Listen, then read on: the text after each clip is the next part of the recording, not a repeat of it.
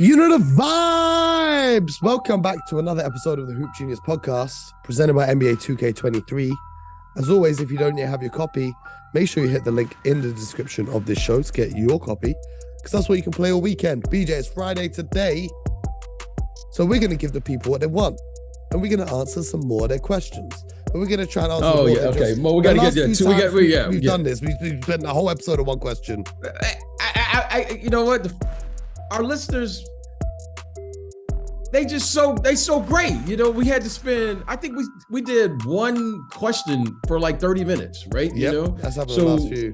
We got to get through it. Let's get through it. Let's give 2 minutes and then we're out of here. I'm going to get my timer right now. We're going to get 2 minutes so we can get to the questions. Hold on. We can take a little bit. We can take a little bit longer than 2 minutes. We can take a little bit longer. All right. Okay. Yeah. The first question here is from my guy S. Janab, who wants to know any watch-alongs on the horizon while we're not in the studio for Sky Sports. Well, that's on us. We got to get to it. That's on us. We got to get to the watch-alongs. I can't tell you how many people have been asking me about that. It's a lot of fun. And here's the thing, you and I are watching the games anyway. So why not do it? Why not do it? Give, especially, with our listeners and our people who, rock with us every day. So that would be a lot of fun. I would love to do it, enjoy to do it. And, let's just figure it out, Mo. Let's figure it out on a Sunday or whenever the games are early enough so that with the time difference. But I think it would be a lot of fun for us to do. I think we definitely need to. We also need to find a sponsor for the watch-alongs. You know what I'm saying?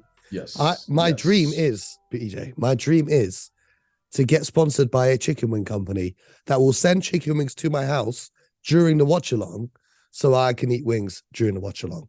So if anyone listening runs a chicken wing company, you guys know the plan. Just putting it out there. Just putting it out there. And we'll watch Mo grow right in front of our eyes. send me grilled ones, not fried ones. Send me the grilled ones so they're healthy. You know what I mean? All right. You know what I mean? I try to cut down. I don't want the fried ones anymore. I want the grilled ones. Chaos in 1973 says, question for BJ Armstrong. What shoes did you use during...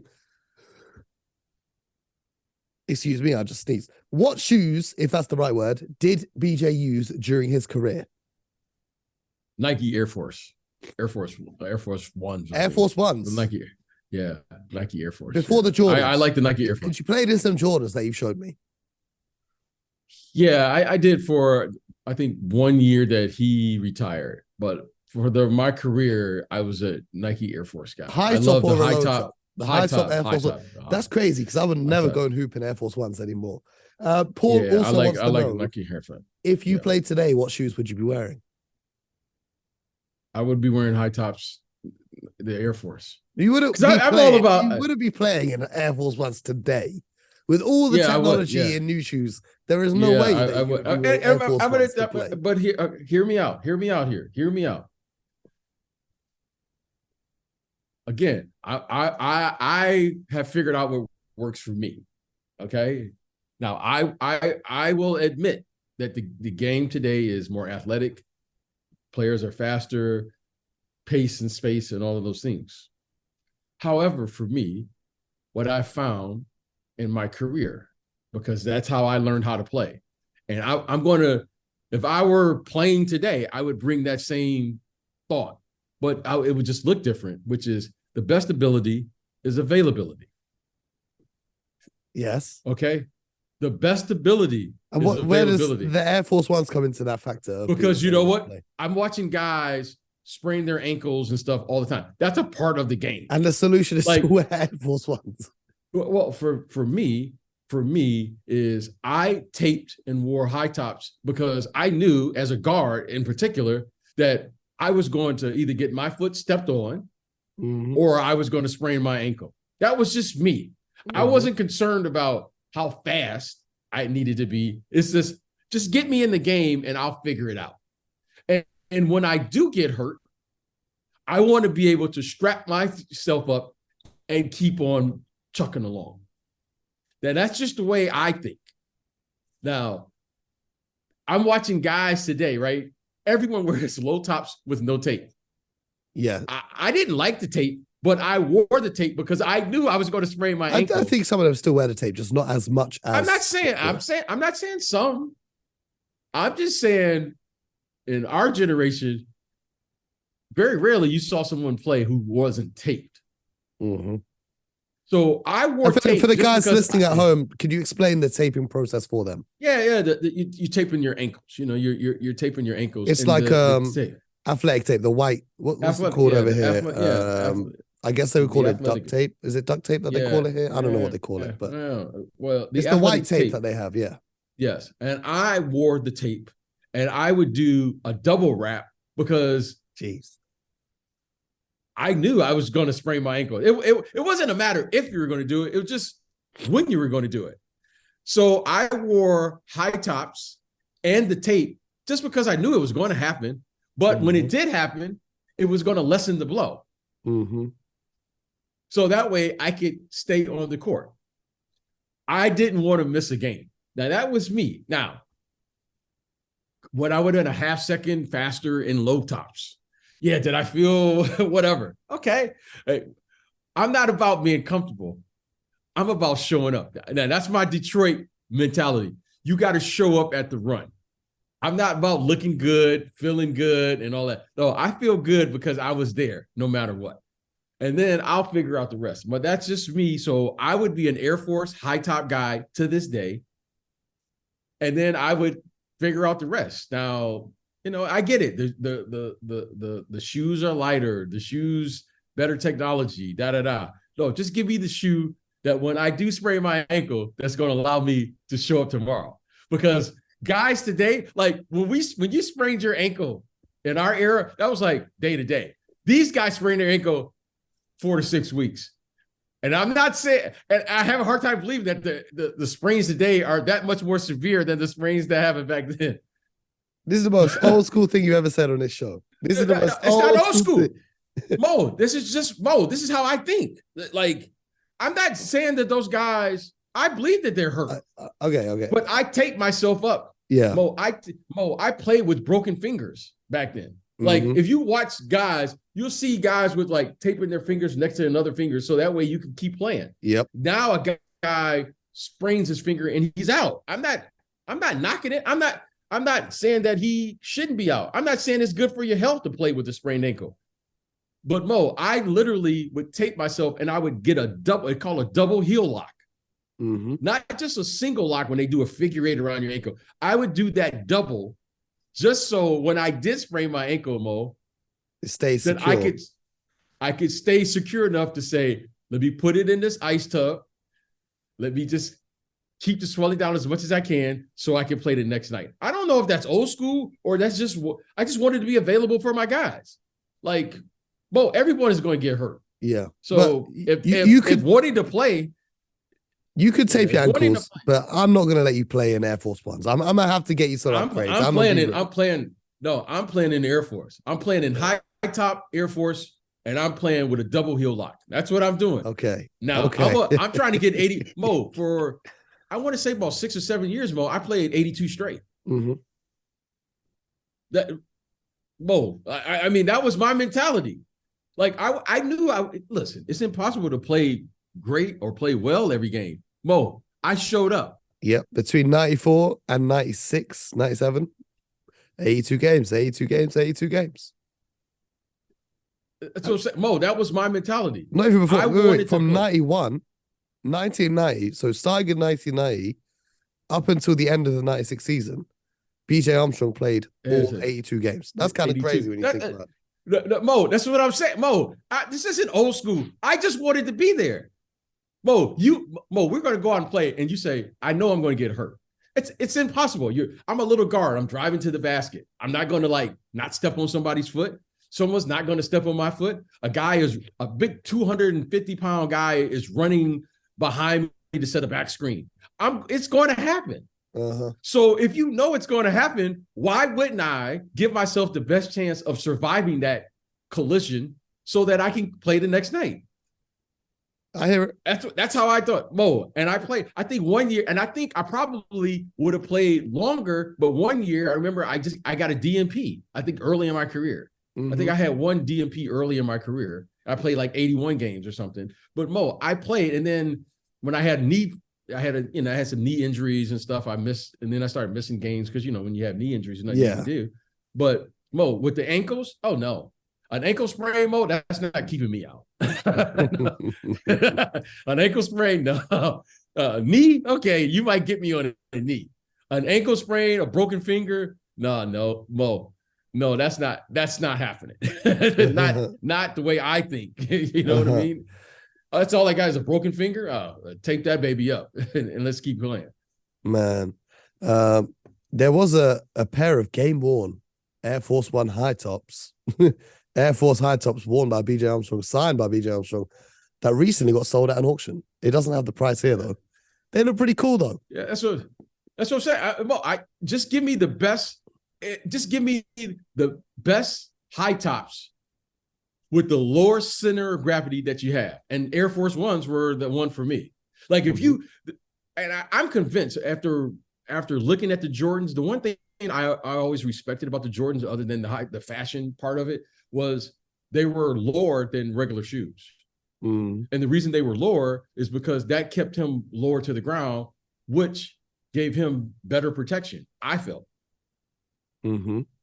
So to me, it's all about bit. You did wear a few selection of Jordans throughout your career. I'm just looking through a few pictures of you now. You had a player edition exclusive, player only Jordan 9 colorway. I think they're the ones that you showed me one time. And then there's another pair that I'm just having a look here that you had, and they were. Yeah, I remember. I wore a Wu-Tang collaboration. Yeah. I mean, that's pretty impressive. That's pretty impressive. But the ones I felt most comfortable in were the Air Force Ones, because they were just, man, they weren't light, they were heavy, but they were like, it was like a boot. And I was like, okay, I'm going to get hit. But Mo, it's going to happen. Like, so.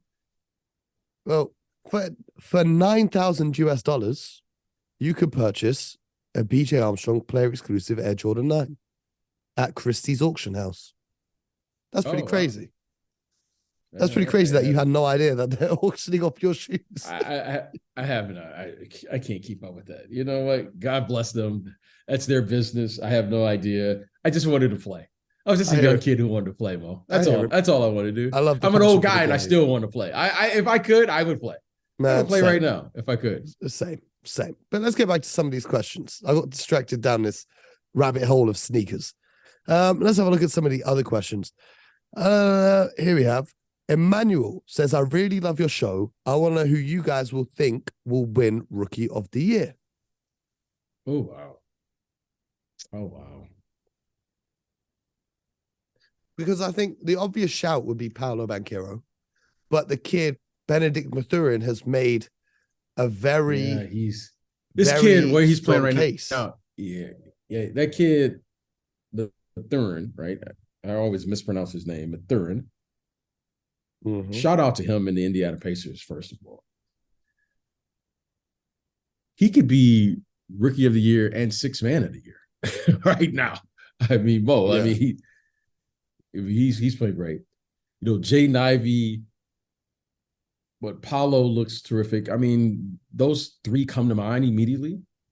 So I would say probably one of those three. Right now, I'm going to say just by a smidge, I would say Paolo. Just a smidge. I thought you'd give the Detroit bias to Jaden Ivey. Well, that's the Detroit in me. But I had to. Paolo is pretty darn good. Jaden Ivey, you know what? I mean, he does some things, Mo, athletically that you just got to go wild to. I mean, this kid Ivey, Ivey's going to be a fun player to watch in years to come, though. Yeah, I think Paolo's been the best rookie, but because he missed so many games with his ankle sprain. Yes. Ironically, talking about ankle sprains, I think Mathurin is currently my leader for the award. Yeah. I can't argue with that. Mark McKenzie has got quite a detailed question here. He says, what's the point in having a salary cap when teams can just disregard it and pay the luxury tax? Do you think teams should get penalized for breaching the cap by either a salary reduction for the following year or start on -5 to 10 wins? Is the only way to stop teams tanking to introduce a relegation system and 2 tiers of basketball? The country is big enough and has the population base to support it. Also, when are we going to address the real issue? There are just way too many regular season games. Well, Mark, that's like 4 or 5 questions in one. I don't know if we're going to be able to answer all of them. So let's just start with the basis of it all. Yeah. He's saying, what's the point in having a salary cap when teams, I believe he must be insinuating the Golden State Warriors, can just disregard it and pay the luxury tax? Well, the luxury tax is the punishment, because if you own that team, it is very costly to be paying $500 million out of your own pocket in luxury tax payments. But what are your thoughts, Mr. Armstrong? Well, it's a very complex question. It's a really good question, actually. And we could spend literally all day trying to answer that question. So let me start backwards here. The bottom line with this league is not the salary cap, not the tanking and all those things. The bottom line in this business, key word, the bottom line in this business, right? You have the basketball business, which is basketball questions, salary cap, luxury tax, and all that. Then you have the business of basketball. The business of basketball says the following: the evaluations of these teams, that's the business. They share revenue. So if you devalue one franchise, you devalue them all, right? And when one franchise gets valued at an elite level, let's say, for instance, the Phoenix Suns, if they sell for $4 or $5 billion, which they probably he didn't purchase the team for $4 or $5 billion, but if he sells the team at $4 or $5 billion, the value of these teams now are well over $100 billion combined, which is great business. Okay, which is by 30, all 30 teams. That's a great evaluation for the league. That's the business we're in. Now, let's get into the fun part. Let's solve all of these little things. Salary cap. Okay. Yes. What are 300-400 million people here in America? Okay. But here's what you have to take into consideration.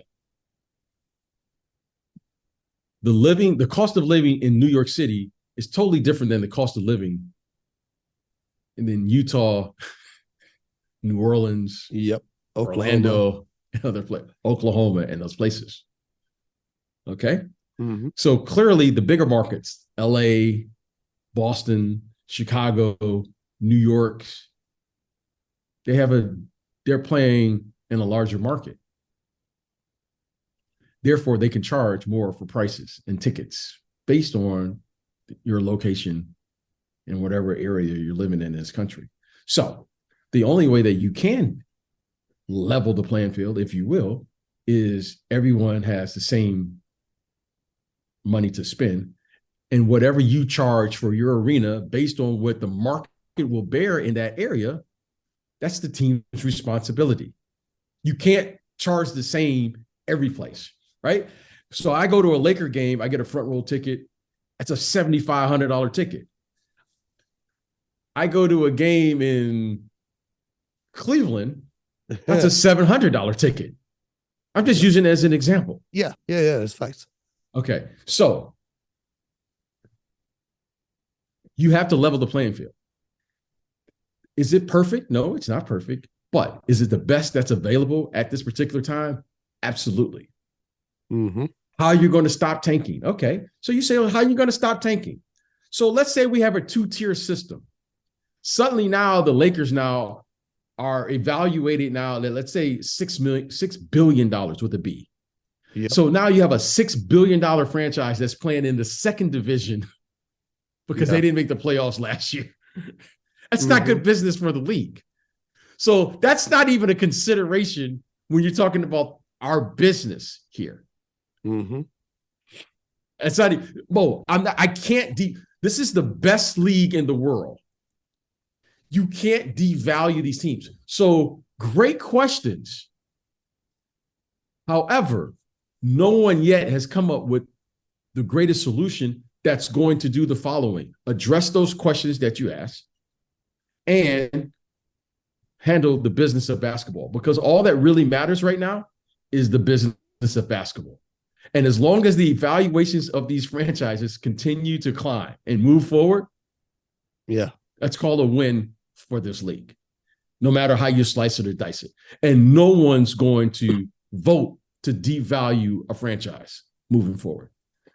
Great question.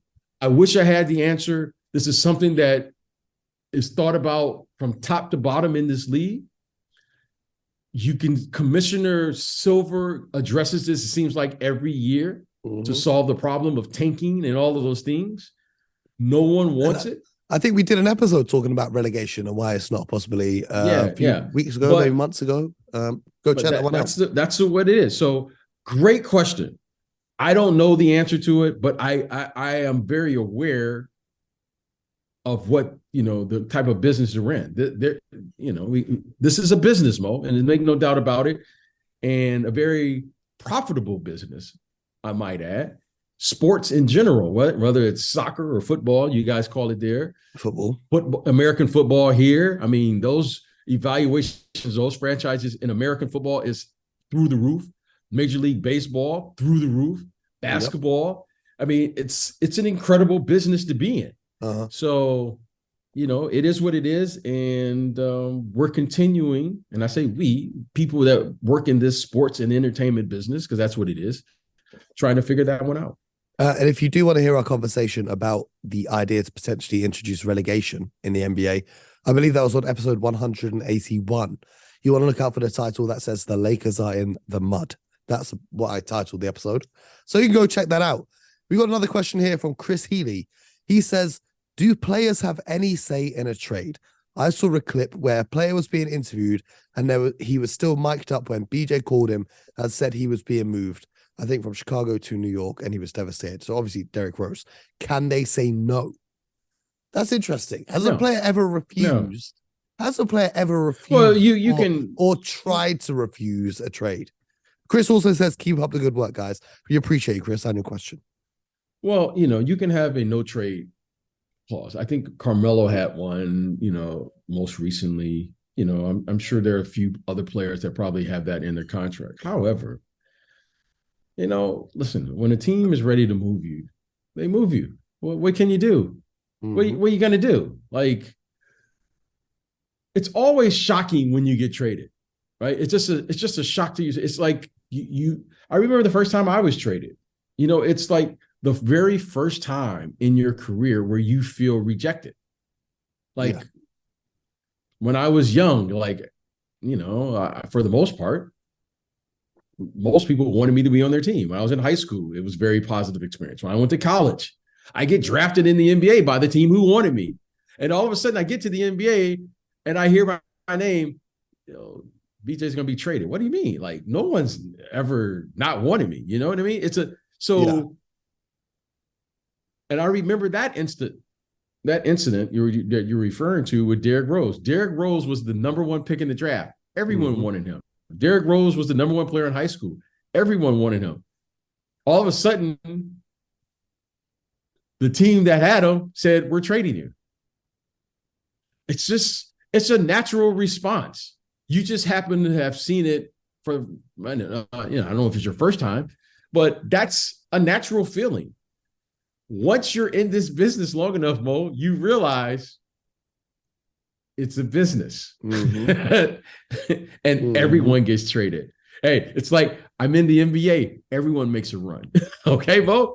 That's how it works. Right now, interestingly, just to jump in real quick, there's only one player right now who has a no trade clause in their contract. Because I believe to have a no trade clause, you have to have played for 8 seasons with the team that you're currently with. Do you know who that one player is right now? I was gonna say it's not LeBron now. Nope. I don't know who's that. Jason Tatum? No, Jason Tatum has been in the league 8 years. The only player right now with a no trade clause for this season is Bradley Beal. Okay, that makes sense because he had the max contract extension and then the super max. So that's how you get it. Yeah, so that makes. But there was a time in the league where LeBron, Melo, I think even KD had all one at those one guys. point, and all these guys had one. Mhm. But now, the more you move teams, you don't get the no trade clause. So it's an interesting clause because it's not often that you see it in effect, because it's not often that a team would trade a player of that caliber to another team without having a conversation with them first. But you want to know something interesting? Last season, there was, I don't know what happened in the salary cap, but it was to do with the 1 year bird rights. So if a free agent signs a 1 year contract and has the bird rights of his current team when he becomes a free agent, they also get the option to veto trades. So last season, here's the list, because people think it's only the superstars who have the no trade clause. Here's the list of players that could have vetoed trades last year: Lou Williams, LaMarcus Aldridge, Blake Griffin, Bruce Brown Jr., JaMychal Green, Austin Rivers, Frank Jackson, Corey Joseph, Rodney McGruder, Hamidou Diallo, Nicholas Batum, Udonis Haslam, Victor Oladipo, Dwayne Dedman, Thanasis Antetokounmpo, Bobby Portis, Mike Muscala, Frank Kaminsky, Abdul Nader, and Raul Neto. Which is hilarious to think that Giannis doesn't have the no trade clause, but his brother Thanasis does. That was a pretty interesting question. I'm actually loving these questions that are sent in by the fans. So make sure you guys hit the link that's in our description of this show and join the Discord server, because that is where we answer all of these amazing questions that you guys send in. We've got one more here from Matt Abbott, and we talked about the Rookie of the Year. And he says, do you think it's possible for Benedict Mathurin to win Rookie of the Year and Sixth Man of the Year? I do, Mo. I do. Personally, I think Russell Westbrook is the favorite right now for Sixth Man of the Year. But I do think it is possible for the young fella to win both. There was a season. I do. There was a season, and the year was 2005, where Ben Gordon at the Chicago Bulls was a rookie who won Sixth Man of the Year, was on the all-rookie first team, but didn't win Rookie of the Year. Which is quite oh, really? Which is quite I was there, and that was my last year in Chicago. I remember that year. I remember that. The 2005 Rookie of the Year went to Emeka Okafor. Yeah. He was number one pick that year. Mm-hmm. Mm-hmm. Do you think that the kid Mathurin can do it this year? First time in history? Well, I mean, look, you're talking about something that's never been done, right? Mm-hmm. It's very rare. It's a rare sighting. So the fact that I'm talking about it, I'm going, okay. I think the kid now really is probably a starter in the NBA. Mm-hmm. However, they've elected with their depth and what they have for him to come off the bench, and he's accepted his role, exceptionally well, because it's really hard to play consistent off the bench as a young player. And somehow he's figured that out. Could he do it? Absolutely. I mean, I didn't see it, but I mean, Wes Unseld was the Rookie of the Year and the MVP of the league. Yeah, that's crazy. Okay. Now, and I'm just as excited because I've been saying this, and it seems like all my conversations always refer back to the same thing. Victor, I think, could do that. Wow. Wow. MVP in his rookie season. Well, I listen, I think the kid is going to average 20. It's just 20 what? I mean, he can shoot the three ball, all right? He makes 2 or 3 threes a game, right? That's 9 points. And then he can score, 5 field goals, right? A tip in, a layup, a post up, get to the free throw line. I mean, okay, that's 20 points right there. He's not even hot yet. You know what I'm saying? Like, I'm just saying, he's just playing in the flow of the game. An alley-oop. Yep. That's what I'm saying. So I just see him putting up these ridiculous numbers. And I keep watching, one of my favorite players now, and I have to admit, is Bobo. Yep. He just does things. You don't have to admit that, BJ. Your love for Bobo is well known across the. Is it well known? Okay, it's well known. When I see Bobo, and I keep thinking to myself, okay, Bobo and Victor and these 7-foot players, they're going to make an incredible impact on the game. And I watch Giannis, and then I watch Embiid, and I watch Jokic last night. You're just saying, you see the bigs are catching up to the skill level of these smaller players. Mm-hmm. I mean, when you watch Victor and you watch what he's doing skill-wise at his size, you're going, okay, that's not fair. Bowles rebounding the ball, taking it behind his back. He's Euro stepping at 7'3". Okay. Insane. Okay, so I just think I see the possibilities. Now, is it difficult to do? I think it's only happened once, right? Wes Unseld. I think it's only happened once. Mm-hmm. But I could see that being in the realm now of possibilities. Well, did Wilt Chamberlain do it as well? I'm not sure. I don't think so. I don't think he may have. He may have. I mean, Wilt, another 7-footer. Like you gotta love every it. record ever, you just have to assume that Wilt Chamberlain has got, because. How about that? How about that? Yeah, so he was the Rookie of the Year in 1960 and the Most Valuable Player in 1960. So Wilt Chamberlain and Wes Unseld. Okay. So that's that. Are the two players? Then if you guys want to keep listening to the Most Valuable podcast, make sure you subscribe to the show. Leave us a 5-star rating and a nice little review on the Apple Podcast app. And we'll be back on Monday morning with more for you from around the NBA. BJ, very important, mark your calendar at 11 a.m. for you on Friday. USA versus England in the World Cup. You got to tune in. You got to tune in. And we'll discuss. We'll discuss on Monday. Don't worry. We'll do. Well, you guys at home listening, have a great weekend. Enjoy the game. Enjoy all the NBA action coming your way. There's some nice early tip-offs as well. Catch them on NBA League Pass. And until next time, you guys know the vibes. Get buckets.